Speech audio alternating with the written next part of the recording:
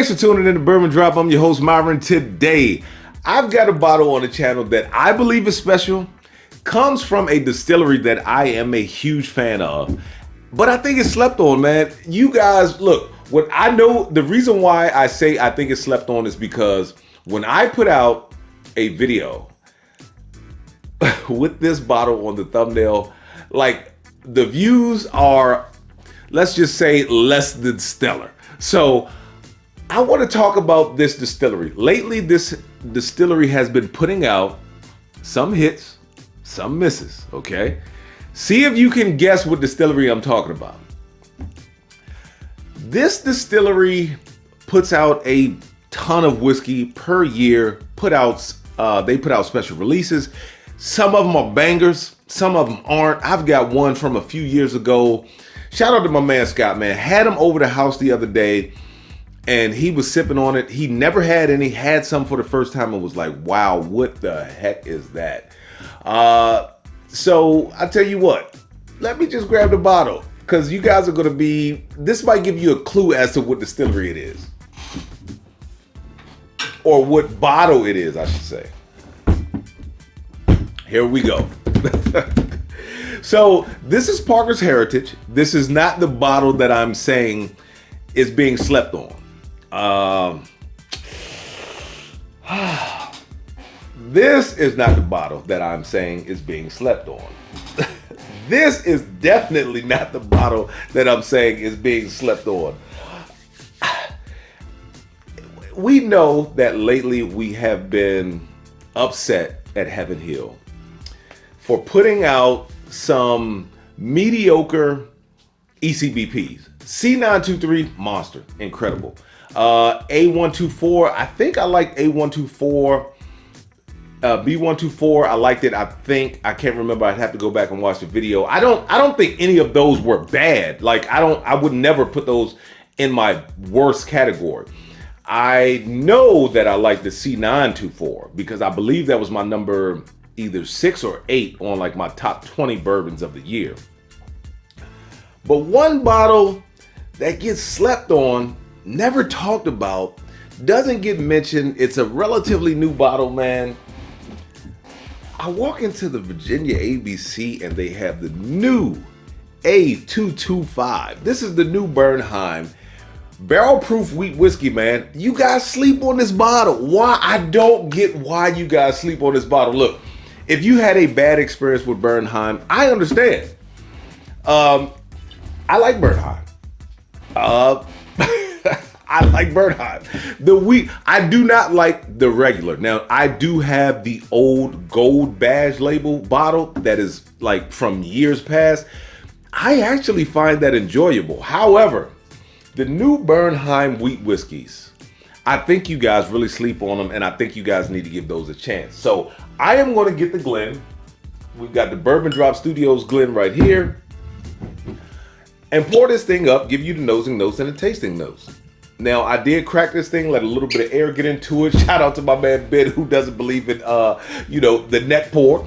That has quite a short neck anyway. But let's get into the nose of this thing, man.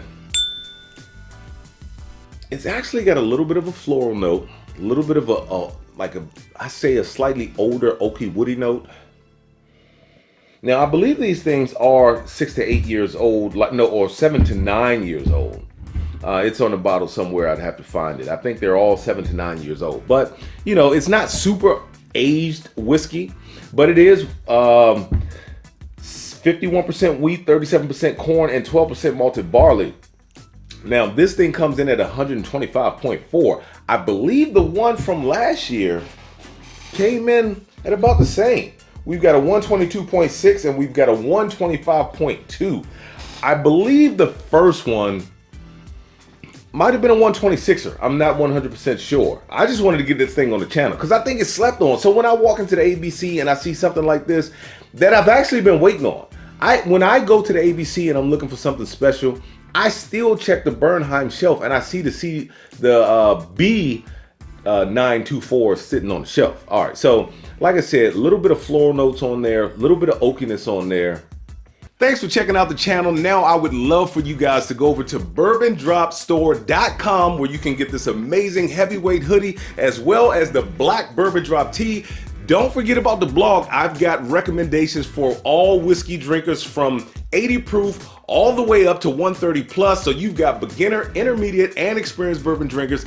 Don't forget about the bourbon news as well, because you can catch some of the latest bottles and what their mash bills are, their prices are, and what their notes are supposed to be according to the manufacturer. Now, I've got my different notes. You guys also keep an eye on the channel because bottles that you see up here will be coming soon. Check out bourbondropstore.com, link below. I'm getting like a sweet, I would say something like a sweet caramel popcorn.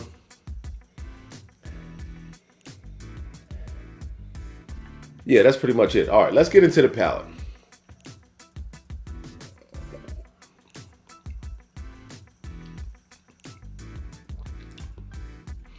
There's almost like a red apple.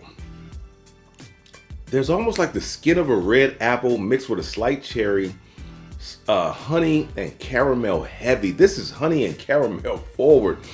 But that fruit note, I didn't get that fruit note out of any of the other Bernheims that I've reviewed. This is turning out to be a good batch, man. Let me see, now that I've taken a sip, let me see if I can get that to come out of the nose. All right, so no, it's not coming out of the nose. Still getting that oakiness, still getting that wood, still getting some of those floral notes. That caramel popcorn note has gone away. It's turned more into like a dark chocolate now. And a little bit of that Heaven Hill cloviness. Look, put it in the comments if you guys get like a clove in Heaven Hill, because lately I've been getting a lot of clove in Heaven Hill products. This is a very small amount. Like it's like very just hiding in the background. It's a very small amount. And a light vanilla note. All right, back into the palate one more time.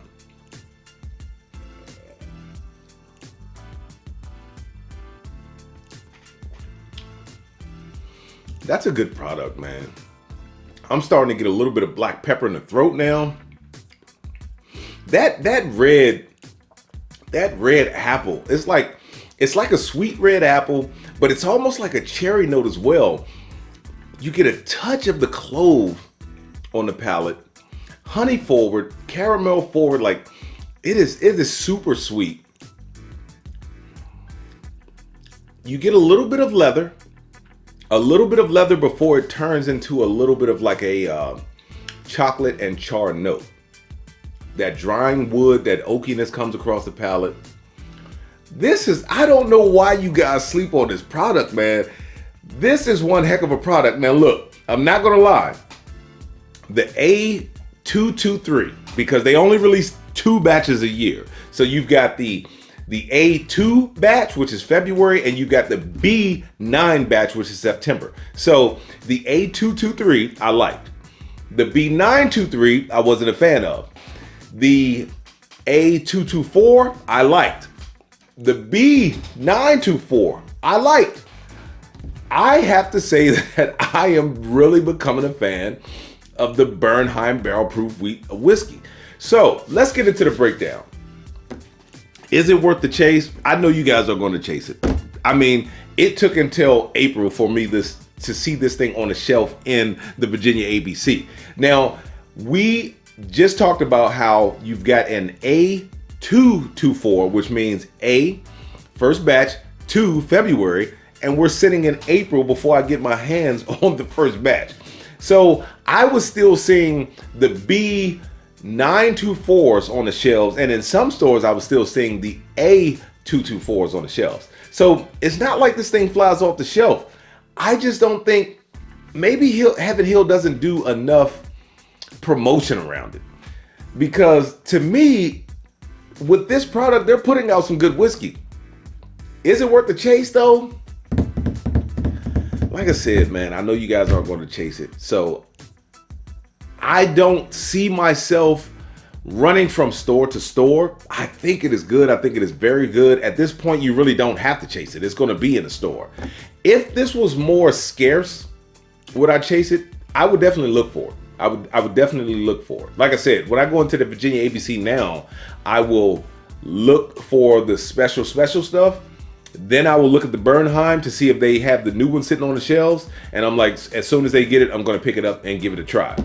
This is the third year that they're putting them out. So, you know, they are still working out some of the bugs. However, with this pour right here, I think they hit this one on the head. Who is it for? At 125.4 proof. It doesn't burn. It does hit the back of the throat with a little bit of pepper that was on the second sip. I would not say I would give this to, definitely not a beginning bourbon drinker. I would struggle to give this to an intermediate bourbon drinker.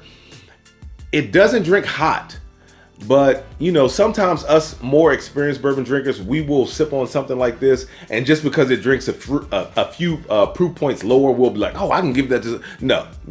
I don't think I would give this to an intermediate bourbon drinker. I think I would leave this for experienced bourbon drinkers. Will it always be on the bar? Am I going to run out and pick up a backup of this thing? Yes, it will always be on the bar because I do like it. I will pick up each batch release so far because so far only one has let me down.